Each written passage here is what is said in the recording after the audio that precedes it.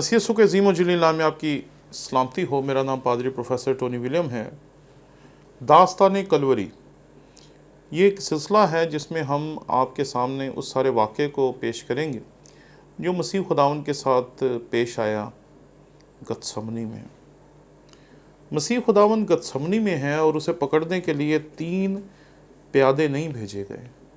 یہودی جس معاشرے میں رہتے تھے وہاں رومی جب کسی کو پکڑنا چاہتے تھے تو اس کو گرفتار کرنے کے لیے 3 پیادے بھیجے جاتے تھے اور وہی کافی ہوتے تھے۔ لیکن یہاں پیادے نہیں ہیں جی، یہاں گرفتار کرنے کے لیے پیادوں کے ساتھ ایک فوج ہے، اور اس فوج میں بہت سارے لوگ شریک ہیں جو کہ یہودی بھی ہیں اور رومی بھی ہیں، اور کئی ایسے ہیں جو کہ سنہیڈرن جو کہ صدر عدالت تھی یہودیوں کی، اس کے رکن تھے۔ اور وہ اس لیے تھے کہ جب مسیح کو گرفتار کر کے لایا جائے تو رستے میں کسی قسم کی رکاوٹ نہ آئے، بلکہ مسیح خداوند کی گرفتاری بڑی آسانی سے ہو جائے۔ اور جب وہ گتسمنی میں پہنچتے ہیں تو ان کے سامنے جو شخص تیز تیز چلتا ہوا اور تقریباً دوڑتا ہوا جا رہا ہے، اس سے آپ سب لوگ واقف ہیں۔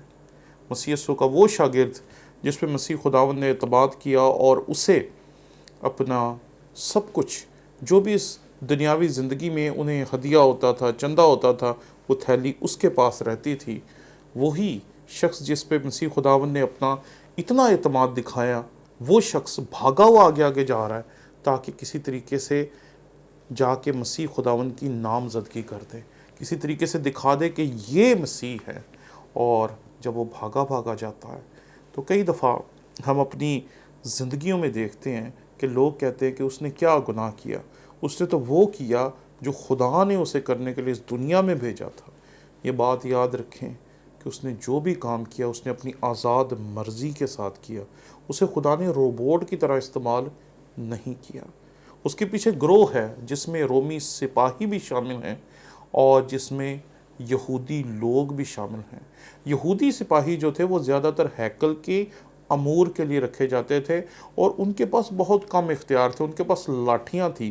جب آپ انجیل کو پڑھتے تو وہاں ہمیں ملتا ہے کہ وہ لاٹھیاں اور تلواریں لیے ہوئے اسے گرفتار کرنے کے لیے جا رہے تھے۔ یہ بات یاد رکھیں کہ رومی سپاہیوں کے پاس تلواریں ہوں گی اور جو یہودی ہیں ان کے پاس لاٹھیاں ہوں گی۔ ہم واپس آتے ہیں دوبارہ یہودا اسکریوتی کی طرف۔ اس نے غلط کیا تو کیا کیا؟ پہلی چیز کہ اس کی غلطی جو تھی وہ یہ تھی کہ اس نے فسح کے دن، جسے مبارک دن گنا جاتا تھا، جس دن اس واقعے کو یاد کیا جاتا تھا جب خدا نے انہیں مصر کی غلامی سے آزاد کیا تھا، اس دن میں، اس اچھے دن میں، اس مبارک دن میں جو کہ بنی اسرائیل کی تاریخ کا اتنا مبارک دن تھا کہ آج 2022 میں بھی یہودی اس دن کو یاد کرتے ہیں اور اپنے ایمان کے مطابق مناتے ہیں۔ اس پاک دن میں یہ کیا کر رہا ہے؟ یہ اپنے مالک سے، اپنے آقا سے، اپنے مسیح سے غداری کر رہا ہے۔ یہ جرم ہے یہودا اسکریوتی کا۔ اور نہ صرف اس نے غداری کی، اس نے یہ بھی نہیں سوچا کہ مسیح خداوند کو پکڑوانے کے لیے جا کہاں رہا ہے، کون سی جگہ اس نے چنی جہاں وہ مسیح خداوند کو پکڑوانے کے لیے جا رہا ہے۔ اور جگہ کون سی تھی؟ وہ جگہ جہاں مسیح خداوند جاتا تھا اور تنہائی میں خدا کے حضور دعا کیا کرتا تھا، اپنا وقت اپنے خدا کے ساتھ گزارا کرتا تھا، اس جگہ پر جہاں پر وہ جا کر اپنے باپ سے باتیں کیا کرتا تھا، اس جگہ پر وہ مسیح خداوند کو پکڑوانے کے لیے پہنچ گیا ہے۔ اسے ذرا بھی لحاظ نہیں آیا کہ وہ کرنے کیا جا رہا ہے، اس نے سوچا ہی نہیں کہ وہ کرنے کیا جا رہا ہے۔ لیکن یہاں آپ کو ایک جوان مرد یہودی کو دیکھنا پڑے گا جس نے اپنی قیادت کی خوبی کو دنیا کے سامنے رکھ دیا، اور جیسے ہی مسیح خداوند نے دیکھا کہ وہ بڑی بھیڑ اس تک پہنچ گئی ہے اور اس کے آگے آگے یہودا اسکریوتی آ رہا ہے، تو وہ اپنے شاگردوں اور اس بڑی بھیڑ کے درمیان آ گیا اور اس نے دکھایا کہ وہ سچ مچ رہنما ہیں۔ مسیح خداوند نے جب اسے دیکھا ہوگا تو اسے اپنے ان شاگردوں کی طرح ہی وہ شاگرد دکھائی دیا ہوگا جن میں شریک کر کے مسیح نے اس کے بھی پاؤں دھوئے تھے۔ مسیح خداوند نے جب پاؤں دھوئے تو اس نے 12 شاگردوں کے پاؤں دھوئے، اس کے پاؤں بھی دھوئے جس نے اس کا انکار کرنا تھا، اس کے پاؤں بھی دھوئے جس نے اسے پکڑوانا تھا، اور ان 9 کے پاؤں بھی دھوئے جو بھاگ گئے۔ اور ایک مصنف کہتا ہے کہ وہ اپنے اپنے علاقوں میں، اپنے گاؤں میں بھاگ گئے کہ کہیں مسیح کے ارد گرد پائے جائیں تو پکڑ نہ لیے جائیں۔ لیکن یہاں پر جوان مرد یہودی ہیں جو باہر نکلتا ہے اور اس بڑی بھیڑ کے سامنے کھڑا ہو جاتا ہے اور اس کا شاگرد اس کا بوسہ لیتا ہے۔ یہودی معاشرے میں ہی نہیں بلکہ ہمارے مشرقی معاشرے میں بھی استادوں کے ہاتھ چومنا ایک بہت بڑی فضیلت کی بات سمجھی جاتی ہے۔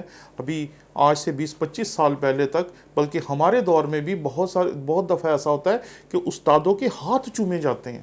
کئی مرتبہ لوگوں نے میرے ہاتھوں کا بوسہ لیا۔ لیکن یہ کیا کر رہا ہے؟ اس نے استاد اور شاگرد کے اس پیارے رشتے کو مٹی میں ملا دیا۔ اس نے بوسہ لیا جو کہ نشان تھا محبت کے اظہار کا، اور اس بوسے کے وسیلے سے اس نے مسیح کو پکڑوا دیا۔ ارے نشان رکھتا تو کوئی ایسا رکھتا جو کہ نفرت کا نشان ہوتا۔ محبت کی انتہا کا جو نشان ہے، جس میں باپ اپنے بیٹے کو چومتا ہے یا کوئی بھی شخص کسی اور کو چومتا ہے، اس کو اس نے مسیح کو پکڑوانے کا نشان بنا دیا۔ کتنی نفرت بھر دی اس نے اپنے اس بوسے میں، کتنا دھوکہ بھر دیا اس نے اپنے اس بوسے میں۔ اور وہ یہودی جو اس دنیا میں آیا ہی اس لیے تھا کہ مصلوب ہو سکے، اس کے دل کو کتنی ٹھیس لگی ہوگی اس کو دیکھ کر۔ یہ وہ وجہ تھی جس کی وجہ سے مسیح نے یہودا اسکریوتی سے کہا تھا کہ ابن آدم تو جیسا اس کے لیے ہوتا ہے جاتا ہی ہے، لیکن افسوس جس کی وجہ سے یہ سب کچھ ہو رہا ہے۔ اس لیے یہ بات یاد رکھیں کہ اس شخص کا سب سے بڑا جو گناہ ہے وہ یہ ہے کہ اس نے استادی اور شاگردی کی مان مریادہ کو مٹی میں ملا دیا تھا۔ اس لیے غور سے دیکھیں کہ اس نے کیا کیا تھا، پھر آپ کبھی بھی یہ نہیں کہیں گے کہ یہودا اسکریوتی جو ہے وہ بے گناہ ہے۔ شکریہ۔